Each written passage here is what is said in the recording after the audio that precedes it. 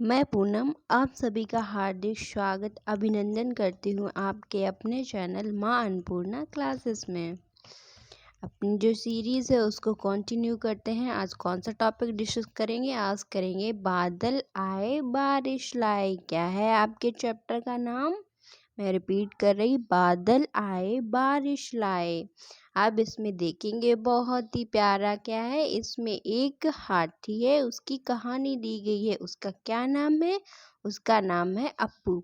तो स्टार्ट करते हैं। बहुत अच्छे से क्या करेंगे, इसको रीड करेंगे। क्या नाम है? अप्पू। अप्पू ने केला खाया। क्या है? अप्पू ने केला खाया। अप्पू हाथी को केले बहुत पसंद है। क्या है? उसको बहुत ही ज़्यादा अच्छे लगते हैं केले खाना। वह रोज केले के पेड़ों से केले तोड़कर खाता है। उसे बहुत ही अच्छा लगता है, इसीलिए वो क्या करता है, वो खाता है। फिर आगे देखेंगे क्या बोला गया है। एक दिन उसने देखा कि केले के पेड़ मुरझा रहे हैं। उसने क्या देखा कि केले के पेड़ क्या है, मुरझा रहे हैं। तो इसका क्या रीजन हो सकता है? उसने दिमाग लगाया। आप भी सोचिए सोचिए सोचिए। क्योंकि कब मुरझाते हैं? क्योंकि उनको किसकी ज़रूरत होती है? पानी की ज़रूरत होती है। बहुत दिनों से बारिश जो नहीं हुई थी, वही बात की गई है कि क्या नहीं हुई थी? बारिश नहीं हुई थी बहुत दिनों से, इसीलिए क्या, जो पौधे थे, वो जो पेड़ था, वो कैसा मुरझा रहा था। अप्पू बोला। क्या बोलता है अप्पू? हम सुनेंगे सभी। मैं अभी अपनी शूर में पानी भरकर लाता हूँ। क्या करेगा वो? अभी अपनी शूर में पानी भरकर लाता है। वह नदी की ओर चल पड़ा। नदी से अप्पू ने जी भरकर पानी पिया। सूंड में पानी भर भर कर वह खूब नहाया।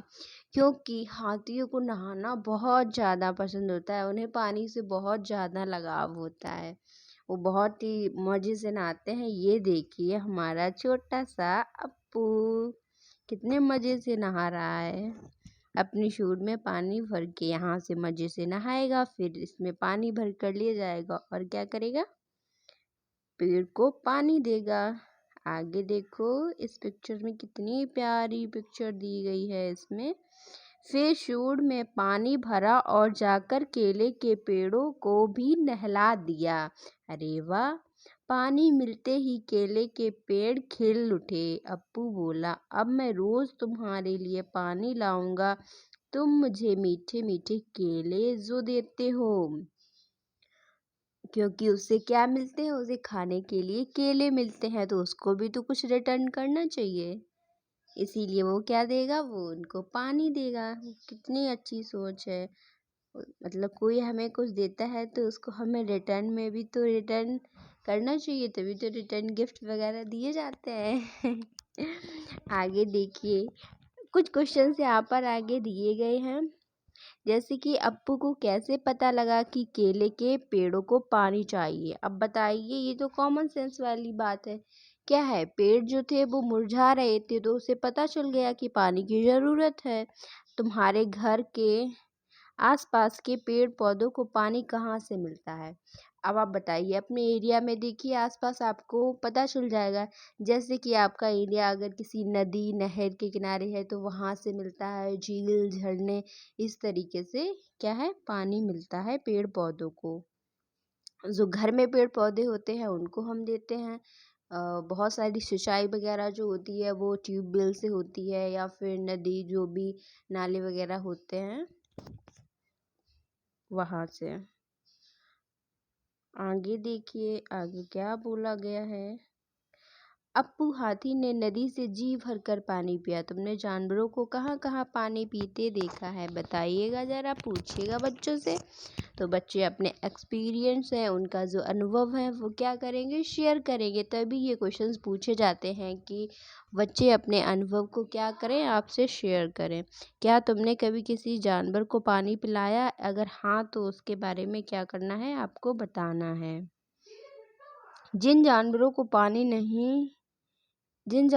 कोई पानी नहीं पिलाता है, वे पानी कहाँ से पीते हैं? वो अपना खुद पानी ढूँढते हैं। किस तरीके से आपने वर्ड्स को देखा है? जो चिड़िया वगैरह होती हैं, पक्षी होते हैं, वो उड़ कर जाते हैं, कोई उन्हें नहर मिल गई, नदी मिल गई, झरने हैं, झील है, तो क्या करते हैं वो वहाँ से पानी क्या है पी लेते हैं। तो यहाँ पर जो है, जो आपसे मेन जो यहाँ पे कहने की कोशिश की जा रही है, वो पानी से रिलेटिव भी बातें की गई हैं। क्या है, पानी से रिलेटिव बातें की गई हैं कि उसका स्रोत क्या है, कैसे क्या हम उसको यूज़ करते हैं, कहाँ कहाँ पर पशु पक्षी उसको कैसे यूटिलाइज करते हैं। आगे देखिए, कहानी में तुमने पढ़ा कि केले के पेड़ को अप्पू हाथी ने पानी दिया। असल में तो हाथी पेड़ों को ऐसे पानी नहीं देते, तो फिर उन पेड़ पौधों को पानी कहाँ से मिलता है? वैसे देखा जाए तो स्टोरी में आपसे बोला गया है, लेकिन ऐसा नहीं होता है, वो नहीं पानी देते हैं। तो ये पेड़ पौधों को पानी कहाँ से मिलता है? बताइए कहाँ से मिलता है? उनको मिलता है जो क्या है, जो ज़मीन है। कहाँ? ज़मीन से मिलता है नीचे, वो ऑब्जर्व करते हैं वाटर को। और वो कहाँ से आता है? वो आसपास के एरिया से आता है, किसी नहर से, नदी से, समुद्र से। तो जो हमारा जो पृथ्वी है, पृथ्वी के नीचे पार्ट में क्या है? पानी ही तो है। बहुत सारी लेयर्स है अलग अलग टाइप की। तो इस तरीके से पेड़ पौधों को ज़्यादातर पानी बारिश से मिलता है। कहाँ से मिलता है? बारिश से मिलता है। वही पानी जाता है पेड़ पौधों से, वही नीचे वो ऑब्जर्व कर लेते हैं, और बाद बाकी पानी जो है वो समुद्र में मिल जाता है नदियों के माध्यम से। इस तरीके से तो वही जो चक्र है वो चलता रहता है, वो आपने ज़रूर ही पढ़ा होगा। तो बहुत अच्छे से आपको ये समझ आ गया होगा। बारिश आते ही पेड़ पौधे खिल उठते हैं। आओ बारिश के बारे में एक कविता पढ़ें। बहुत ही प्यारी कविता दी गई है, इसको पढ़िएगा ज़रूर। इंजॉय करके पढ़ना चाहिए, क्या? नहीं तो वो चीज़ें आपको बोरियत लगेंगी। बादल आए, गोरे गोरे काले काले बादल आए जादू वाले। अरे वाह, क्या है? अब आते हैं बादल, काले काले भी आते हैं और गोरे गोरे भी आते हैं। कुत्ता गैया हाथी घोड़ा और कभी हंसों का जोड़ा, या फिर बनकर अरना वैसे। दौड़ेंगे होकर मतवाले, पल में आते पल में जाते, महीना कभी नजर ना आते, मतलब महीनों कभी नजर ना आते। मतलब जब सीजन आता है तब वो दिखते हैं, और कभी जम जाते ऐसे हफ्तों तक ना टलते टाले, कभी गरजते कभी बरसते। क्या है? कभी गरजते कभी बरसते, इंद्रधनुष के रंग परसते, और कभी ओले बरसा के तोड़ गए हैं शीशे प्याले। तो यहाँ पर दोनों बातें की गई हैं, पॉजिटिव भी निगेटिव भी, कि पानी से रिलेटिव। ज़्यादा बारिश होती है तो देखो ओले, वर्षा ज़्यादा होती है तो कितना नुकसान होता है। तो इसकी भी बात की गई है इस चैप्टर में, कि दोनों ही फैक्टर यहाँ पर आपको मिल जाएंगे। वैसे तो अगर बारिश होती है तो पेड़ पौधे सभी के हरियाली हरियाली हो जाती है हर एक जगह, लेकिन उसके कुछ अगर बेनिफिट हैं तो उसके कुछ लॉस भी होते हैं। अगर ज़्यादा बारिश ओले हो गई तो किसानों की सारी फसल बर्बाद हो जाती है। बहुत ज़्यादा, जैसे आपने बादल फटना सुना होगा, तो क्या आ जाती है, तबाही हो जाती है, बाढ़ आ जाती है। तो इस तरीके की घटनाएं हो जाती हैं। ये किसने लिखी है? ये जो पोएम है हरीश निगम ने लिखी है। चकमक, एकलव्य। आगे कुछ क्वेश्चंस बेसिकली आपको डिस्कस करवाने होते हैं, वही यहाँ पर दिए गए हैं। जैसे कि कभी को बादलों में बहुत कुछ दिखा, क्या तुम्हें भी बादलों में कभी कुछ दिखा है क्या? ये एक्सपीरियंस जो है वो बच्चों का एक्सपीरियंस क्या है? बच्चों भी तो देखते हैं कि इंद्रधनुष में निकलता है, कब निकलता है? जब बारिश होती है उसके टाइम। तो इस तरीके के बहुत सारे बच्चे अपने एक्सपीरियंस आपसे शेयर करेंगे, और यही तो चाहिए होता है बच्चों से। क्लास में एक बहुत अच्छा माहौल क्या है बनाकर आपको देना होता है। इस तरीके से ये आपका क्या था, ये आपका बहुत ही प्यारा एक चैप्टर था। इसमें जो इम्पोर्टेंट आपका आ जाता है, इसमें बेसिकली आपका एक ही इम्पोर्टेंट ये हो जाता है, और ज़्यादा कुछ नहीं है इस चैप्टर में। क्या है? ये आपका इम्पोर्टेंट है कि बच्चों के बारे से जुड़े अनुभवों को सुनने से बारिश से होने वाले प्रभावों, अच्छे या बुरे, दोनों पर गहराई से चर्चा हो सकती है। अभी मैंने बताया कि कुछ उसके पॉजिटिव कुछ नेगेटिव दोनों तरीके के आपको वहाँ पर दिखेंगे।